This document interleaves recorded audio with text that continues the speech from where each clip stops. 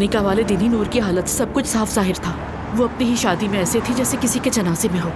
या अल्लाह, इतनी सी बच्ची ने क्या क्या देखा। चलो अब्दुल्ला साहब को तो कोई समझा नहीं सका, लेकिन मरियम साहिबा एक माँ होकर अपनी बेटी को इस हाल पे पहुंचाने पे कैसे राजी हो गई? रियली मेरी समझ से बाहर है। ज़ैनब, शायद तुम ठीक कह रही हो, लेकिन भाभी ने भी यकीनन यही सोचा होगा कि ये सब कुछ उनकी बेटी नूर के लिए सही और बेहतर है। हाँ उमर, देख लिया क्या बेहतर था।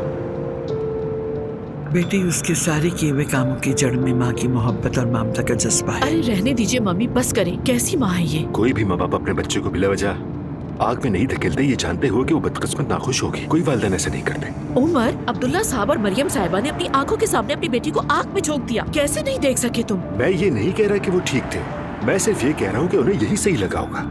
I mean, नूर की जबरदस्ती शादी की गई, वो बुरी तरह रो रही थी, किसी ने उसकी राय तक नहीं पूछी। ज़ैनब, मैं भी जो कुछ हुआ उसकी हिमायत बिल्कुल नहीं करता, लेकिन उनके नजदीक यही सही था, उन्होंने यही सोचा। उमर, सोचना अलग बात है और जबरदस्ती कोई काम करवाना बिल्कुल अलग बात है। अरे अब उनके पीछे तुम दोनों बहस मत करो प्लीज।